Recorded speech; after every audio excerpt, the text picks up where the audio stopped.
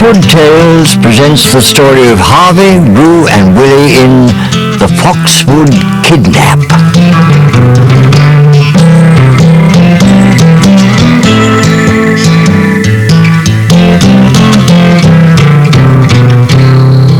"Look out!" shouted Roo Rabbit. His toboggan flew down the hill, just missing his two friends, Harvey Mouse and Willie Hedgehog. "That was the best yet," he said, dusting off the snow. "My turn," said Willie, starting up the hill. "It'll have to be the last," said Harvey. "It's getting late, and it's a long walk home." It began snowing as they trudged past the old schoolhouse and came to the deserted railway station. "I wish the Foxwood train still ran," said Willie. "What did happen to it?" "I don't know," said Roo. "Vandals, probably." "The rats are vandals," said Willie quietly. Then he ran ahead. "Come on, it's cold. Last one home's a vandal." "You're daft," said Roo, chasing after him. As Willie ran into the village, Badger Postman barred his way. "Steady there, young Willie," he said. "Where's your friend Roo? I got a letter for him." "For me?" said Roo, catching him up. "I don't get letters." "Who's it from?" asked Willie nosily. Roo was already reading. "It's from Uncle Henry, the inventor. He wants me to visit him at once. He says he's made an amazing discovery which will help everyone in Foxwood." "What discovery?" asked Harvey. "He doesn't say," said Roo. "You can't go alone," said Willie, fishing for an invitation. Roo laughed. "All right," he said, "we'll all go."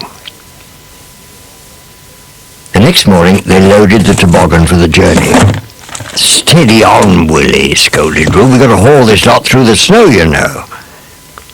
Willie waited till Roo turned away, then sneaked on a telescope he thought would be useful for spying. The shortest way was through the great wood, so they made straight for it, crossing a deep ditch before entering its shadowy depths. "I don't like this wood," whispered Willie. "It's spooky." A twig snapped in front of them. "What's that?" muttered Roo. As he spoke, 5 of the biggest, meanest-looking rats they had ever seen emerged from the trees, blocking their way and poking their noses right into the friends' faces. "What are you doing in our wood?" demanded their leader. "Just taking a short cut to my Uncle Henry's windmill," explained Roo. "We can't stop now, we're in a hurry." "He's important," said Harvey, "and brilliant." "Yes," chimed in Willie, "he's discovered something that will make us all rich." Too late. Harvey poked him in the back. "Oh, has he indeed?" said the rat leader. "How very interesting." And smiling nastily, he and his friends made off into the undergrowth. Willie was almost crying. "Sorry," he said, "I didn't mean to give our secret away. I told them the truth so they wouldn't hurt us." "You're forgiven," said Roo cheerfully, "but it's your turn to pull the toboggan." And he and Harvey raced off up the hill. When they arrived at the windmill, they found the snow trampled with footprints. Willie by this time had cheered up. "Perhaps your uncle's giving a party to celebrate his discovery," he said. Roo pushed open the door. "We're here, Uncle Henry," he called. But the mill was silent. There was no party, and no Uncle Henry. "What a welcome," complained Willie. "You'd think he'd be pleased to see us." The room they had entered was piled with all kinds of bits and pieces that looked as if they were waiting to be put together. "What a lot of junk," said Willie. Then he noticed some chairs and a table upturned in a corner and broken cups and saucers. "Looks as if they had a good party," he added. "More like a scuffle," said Roo. "I think I'll look around." As they crept upstairs, They heard a faint sobbing coming from the room above. Cautiously they went in and found a small rabbit cowering behind an old chest. Harvey pulled her out gently. Roo was really worried by now. "What's going on here?" he asked angrily. "And where's Uncle Henry?" "Wait a minute," said Harvey. "She can't talk until she's warmed up." They found a blanket, lit a fire, and soon the little rabbit was comforted enough to tell her story. "My name's Katie," she began. "I was lost in the snow when I came across this windmill. I was about to knock when I heard a dreadful commotion inside, shouting and things being broken. I hid in the bushes, and soon 5 rats came out, dragging an elderly hare by the heels. They disappeared into the woods. When they'd gone, I hid in here and waited for help. I'm so glad you've come," she finished, wiping a tear. "The rats!" exclaimed Roo. "They were after Uncle Henry's discovery." Willie was shocked. "It's all my fault," he wailed. "I told them." "Never mind about fault," said Roo. "Our job is to rescue him." "It's too dark now." Harvey was firm. "We'd better wait till morning, and then we can follow them." Early next morning, Willie hid the toboggan, but kept his telescope in case they needed it. Roo led the way, with Katie behind him, Harvey next, and Willie in the rear as they followed the rats' prints across fields, over walls, and through bramble patches, until they came to a disused railway line where the going was easier. It was Roo who spotted the towers, one on each side of an old tunnel. "This could be their hiding place," he said. Proudly, Willie produced his telescope. At last he could help. "I spy with my little eye something beginning with R," he said triumphantly. "Rats!" cried Roo, Katie, and Harvey together. Willie pointed the telescope at a window near the top of one of the towers and gasped. The face of a hare appeared for a moment. "He's up there!" shouted Willie. "Uncle Henry! I saw him!" "It's no good finding him if we can't get him out," said Roo. "We could climb the tower," suggested Willie. "And pigs might fly," said Harvey. But no one laughed. "We could fly," interrupted Katie. "Oh, he's only joking," said Willie. "But we could fly," insisted Katie. "There's a balloon in Uncle Henry's attic. I found it when I was trying to hide." "Katie, that's fantastic," began Willie. Then he stopped. "But we don't know how to work it." "It's our only chance," said Roo. "I will if you will," said Willie bravely. "And me," said Katie. "We'd better hurry. It's getting late," said Harvey.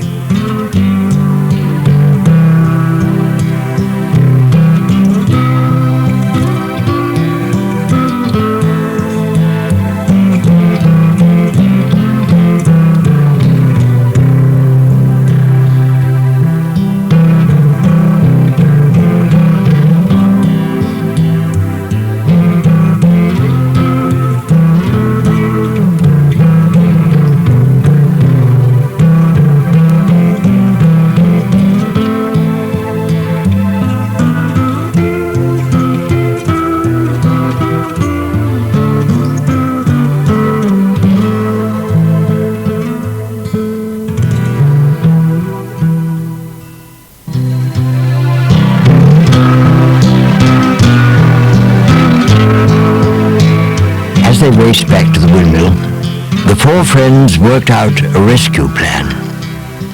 "I hope it works," panted Harvey.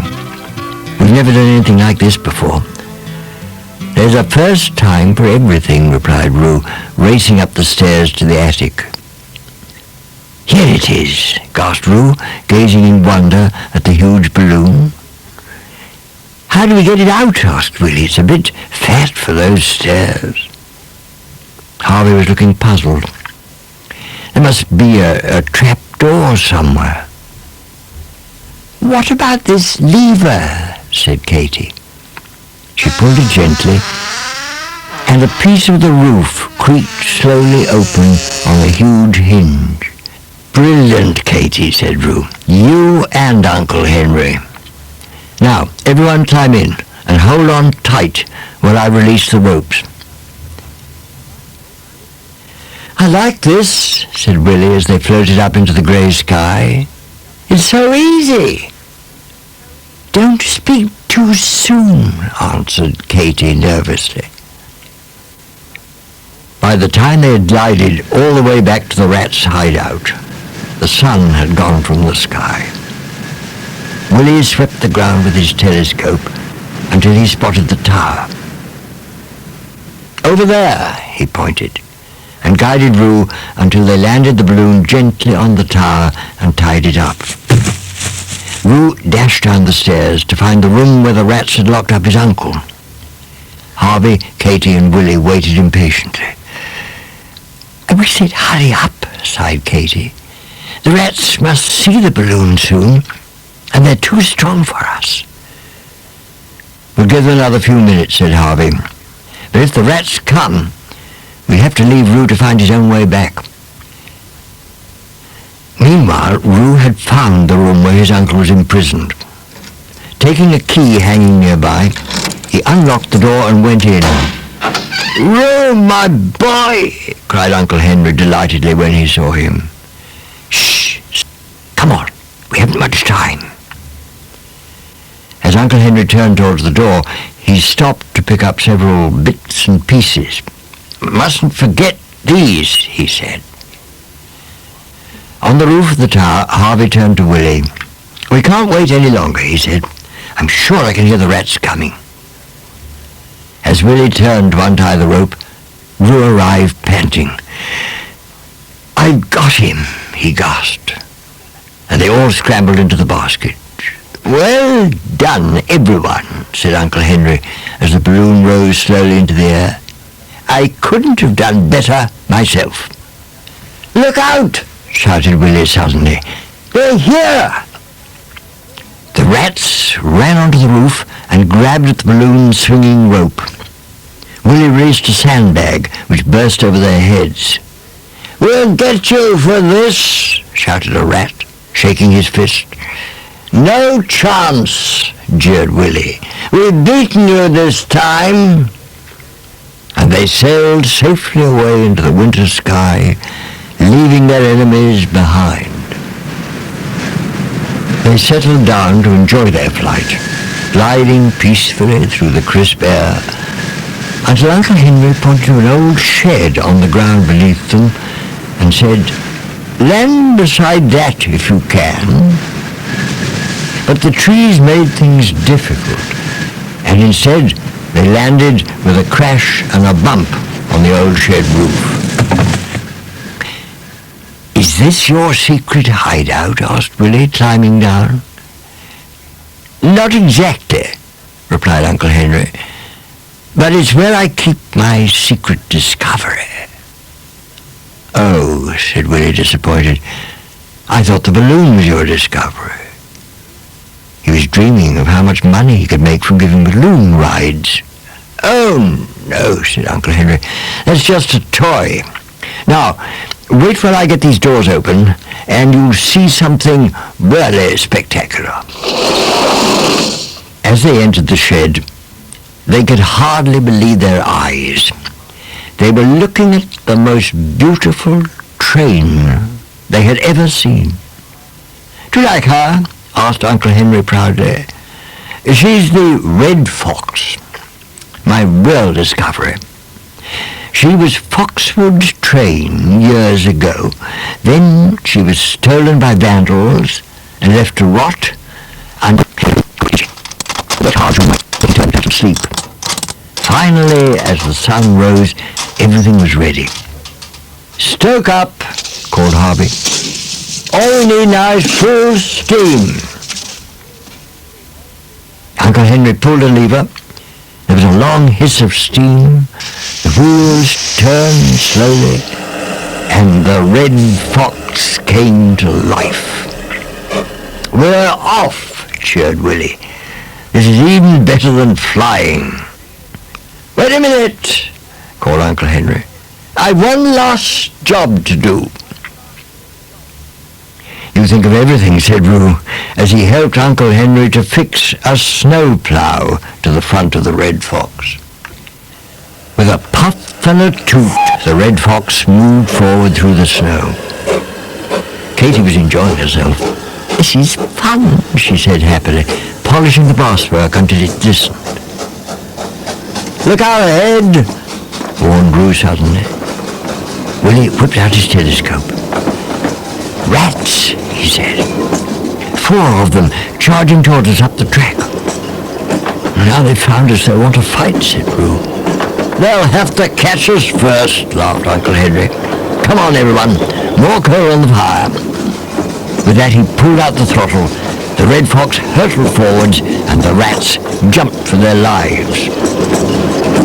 Buried in a flurry of snow, the rats could only stare in disbelief. "We're through," said Katie. "They'll never catch us now. We're safe." "There's a long way to go yet," said Harvey. "Look at all the snow on the track in front of us." "Leave that to my snowplow," said Uncle Henry, "and just enjoy the ride. In the meantime, there's a kettle and things in there. Melt some snow and we'll have a pot of tea. It's a long way home." After many miles, Willie called out, "Foxwood ahead!"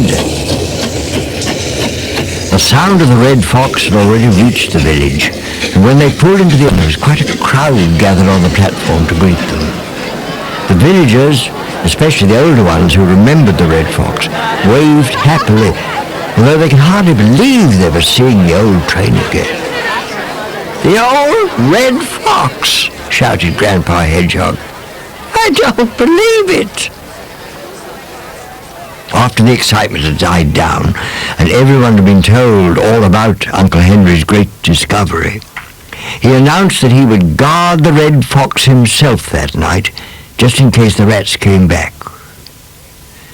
"Life will be boring again now," moaned Willie. "Rubbish," said Roo. "We've got a job for life. There's the track to repair, the station to paint." He yawned. "I'm off to bed. See you in the morning, Willie."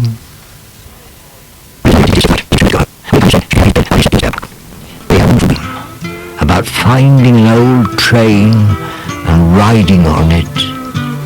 But the best part was in the morning, when he woke up to find it had all been true.